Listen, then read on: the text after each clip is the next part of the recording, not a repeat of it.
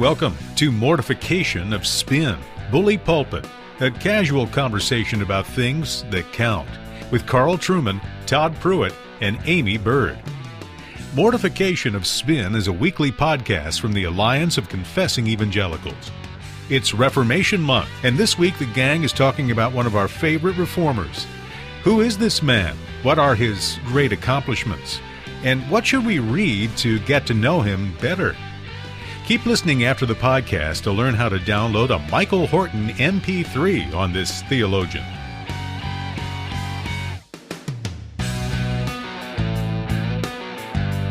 Well, today we want to start the program with a new section called Ask the Pastor, when we want to present Todd Pruitt today with a particular pastoral dilemma that's arisen. And I want to talk about a couple. It's a very sad story. They met some years ago. For the sake of anonymity, we'll change the names. We'll call them Martin and Catherine. They met some years ago. They fell in love and they married, and they had a number of children. And one day, rather sadly, Martin was out traveling and he became ill. But he wrote Catherine a letter, unaware of what was about to happen to him. He wrote her just an ordinary run-of-the-mill love letter. And Catherine's question to Todd is, since the tragic death of her husband shortly after writing this letter, Catherine's question is, how should she remember her husband? And I want to quote here from a particularly, dare I say it, moving part of the letter, and then ask Todd's advice.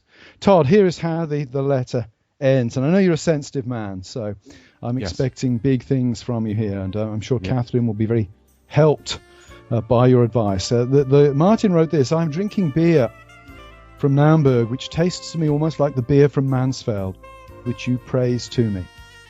It agrees with me well and gives me about 3 bowel movements in 3 hours in the morning. Catherine's question is, those are the last words that her husband ever communicated to her. Yeah. How should she remember him? How should she remember him? How, as a pastor, would you counsel her on how to remember her husband? Yeah. Well, those truly are moving final words.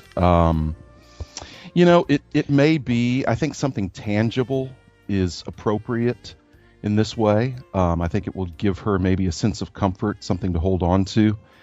As I think about that particular letter and those particular words, perhaps even something like embroidered seat cushions. She could call them stool softeners, something like that. And that might be appropriate. That's extremely like a romantic helpful. Guy. Well, yeah, and I mean, I'm a sensitive guy. I'm a romantic guy. And clearly the writer of the letter was as well. And I think in order to do justice to his final words, I think something rather permanent that she can remember him by would be good. So, well, I will certainly communicate that to the lady concerned. And, but perhaps I can sort of tip my hat at this point and reveal to you that Todd Pruitt, you have just given pastoral advice to Mrs. Martin Luther. Oh my goodness! Course, I didn't. Of course, see you that never coming. knew that was coming. No. Wow. We are, of course, in Reformation season, and so we want to spend some time on the podcast, talking about the significance of Martin Luther, not simply for cures to irregularity, but to the Reformation as a whole. So, Todd, you're a pastor. Ever read Martin Luther? Ever find him useful or helpful in your pastoral ministry? Absolutely. In fact, I mean, Luther was very, very important to me when I was a Southern Baptist in dealing with the doctrines of grace. Even though we don't associate Luther particularly with the doctrines of grace, it was the first thing I ever read of Luther was The Bondage of the Will. And that was one of the key turning points for me in identifying the problem with a lot of the thoughts regarding free will that I'd been raised in. And so it was reading Bondage of the Will, I think probably more than anything else, that helped me embrace the reformational understanding of the doctrine of man what we would understand as the biblical understanding of the doctrine of man, particularly with total depravity. I found the bondage of the will extremely helpful in that regard. Yeah, Yeah, it was one of only. That book helped Go ahead, me a Amy. lot with just understanding what freedom really is, because so often we think, oh, we're free to choose whatever we want, but we didn't understand. I didn't understand that in heaven we're not really free to sin, but that's where we'll truly be the most free. That's and where that we'll be free. Now we are in bondage to, without the Holy Spirit, to the slavery of sinful desires. So that was a really helpful book for me too, and same kind of transition in my life. Yeah, it was one of only a couple of books that Luther thought worthy of outliving him. The Bondage of the Will and the Catechisms, he said, were the things that he'd written that he thought were worth preserving after his death. And even though he wrote the work as a response to Erasmus, who'd written a piece the year before, essentially arguing that Scripture was obscure on the issue of the will. Right. Nobody today remembers Erasmus's diatribe. Nobody reads that, and yet Martin Luther's Bondage of the Will remains a staple, I think, of many Christian bookshelves. And in the translation of it by J.I. Packer and O.R. Johnson in the 50s in England served to revitalize the more anti-Pelagian sovereign grace dimension of British evangelicalism in the 20th century.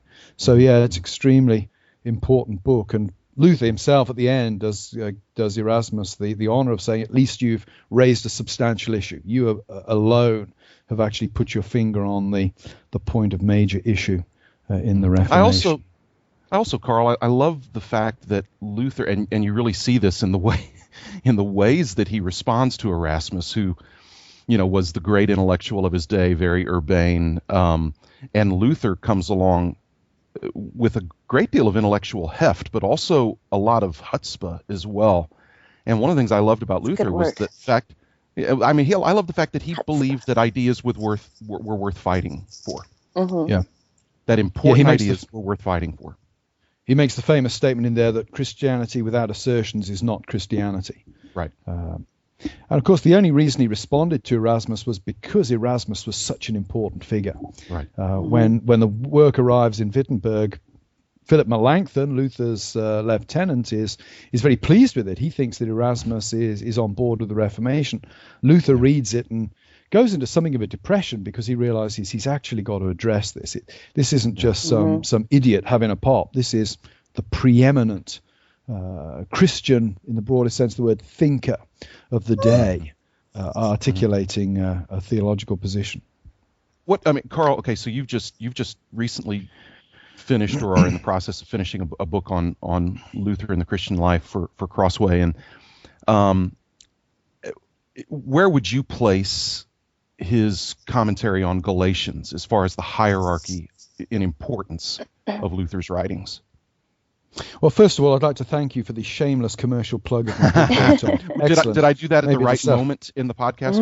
Was I on cue? You did, and if you want to do it again later, that's fine too. Sure.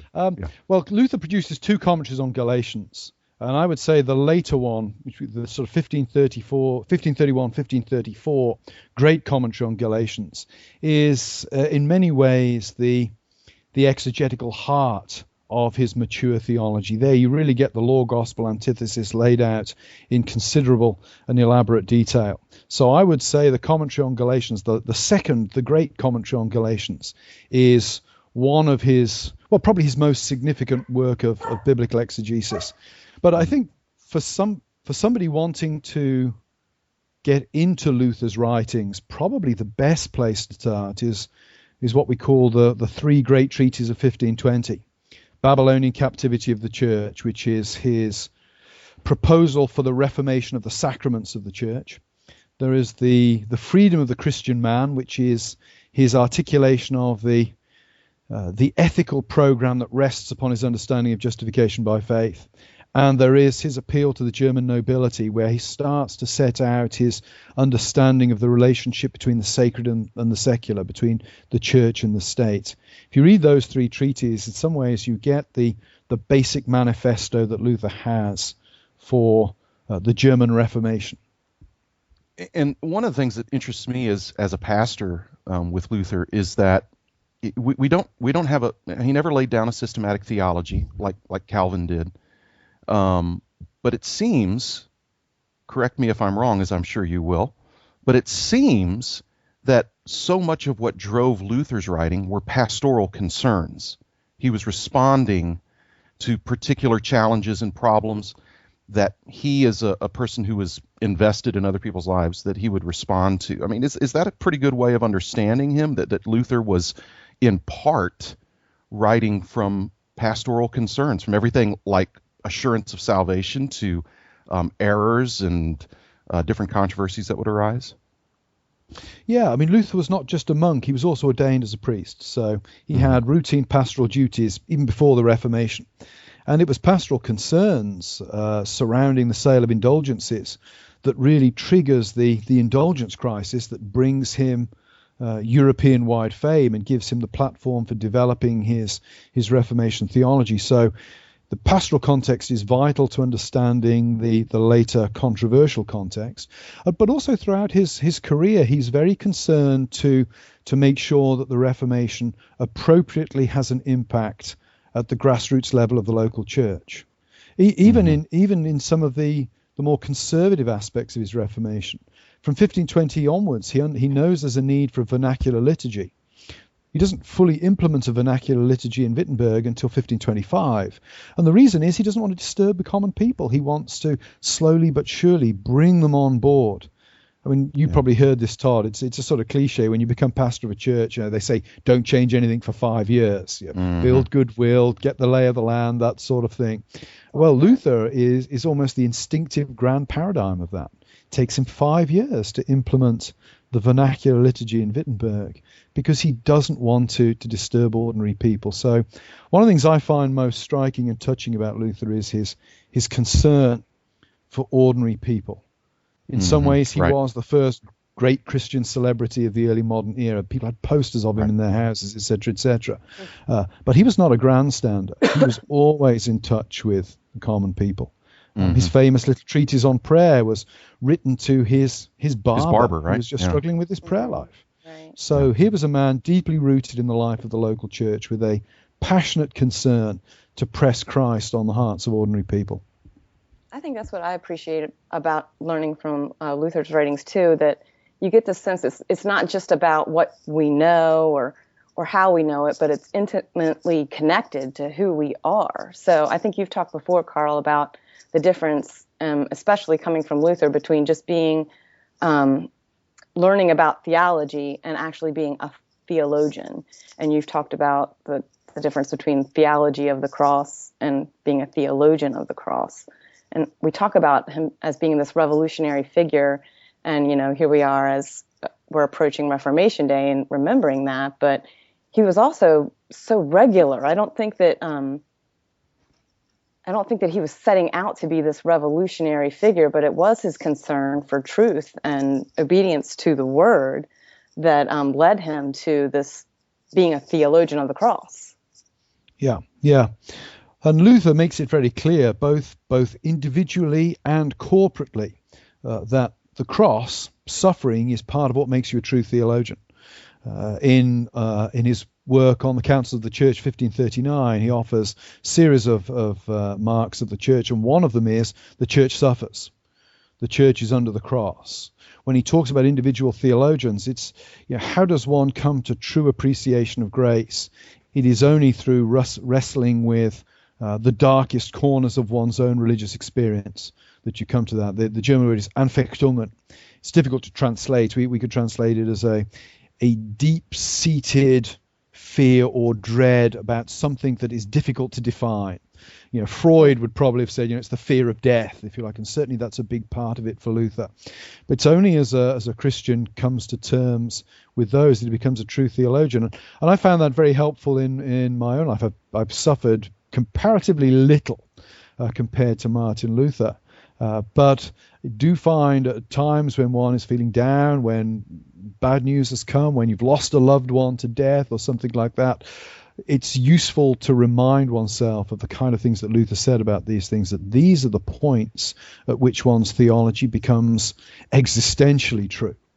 Yes, death and resurrection of Christ is always objectively true, but there are times when it becomes existentially and experientially true through suffering. That's what bugs me about the popular appropriation of Luther by certain people today, driving around in their fast cars with their cool tattoos, talking about the theology of the cross.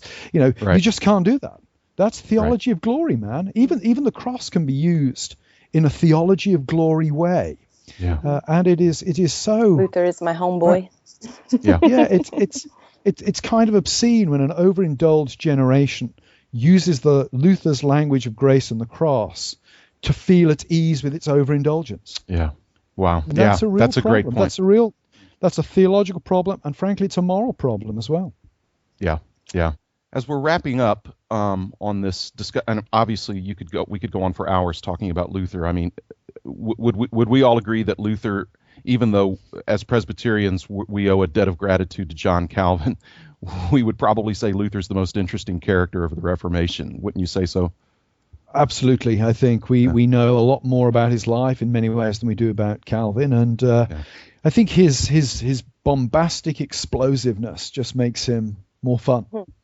Yeah. He's kind of both abrasive and compassionate. I think that's the one thing. We really hold up compassionate figures now, and we don't really like the abrasive ones. But he was both. He was still pretty lovable. Used some scatological language here and there. But favorite books about Luther, either biographies or studies of his thought. Carl, go. I would say Roland Bainton, Here I Stand. Great little biography, or Martin Marty's biography of Martin Luther in the Penguin Shorter Lives series. And in terms of books on his thought, I would go first of all for Walter von Leuwenhoek's Luther's Theology of the Cross. Amy, you said that you've read Bondage of the Will.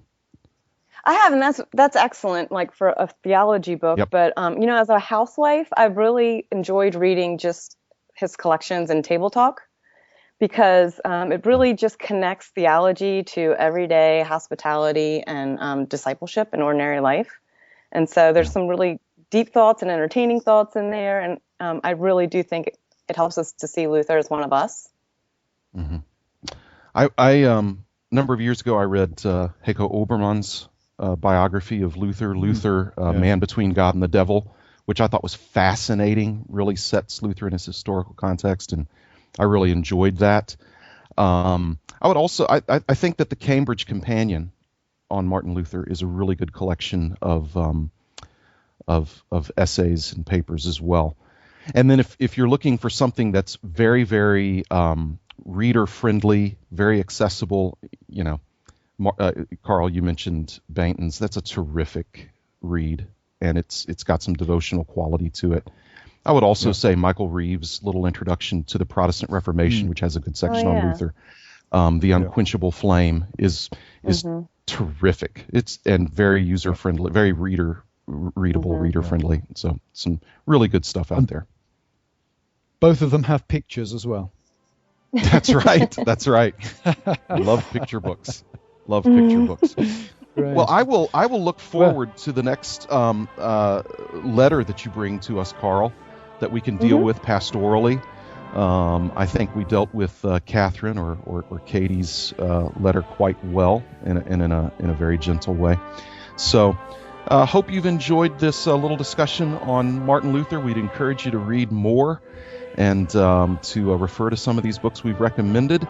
And until we speak next time, talk to you all later.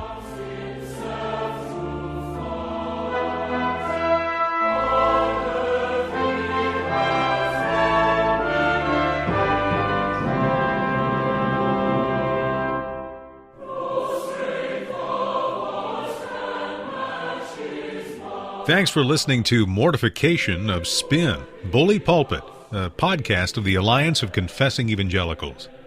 The Alliance is a coalition of pastors, scholars, and churchmen who hold the historical creeds and confessions of the Reformed faith and who proclaim biblical doctrine in order to foster a Reformed awakening in today's church.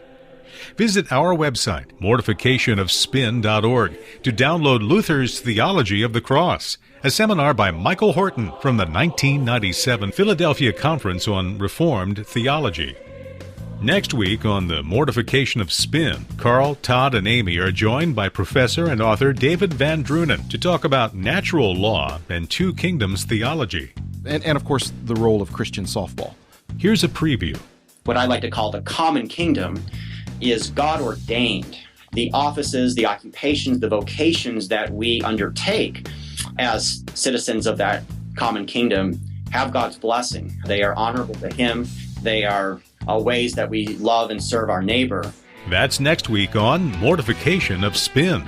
Don't forget to visit mortificationofspin.org to download your free MP3, and we'll talk with you next week.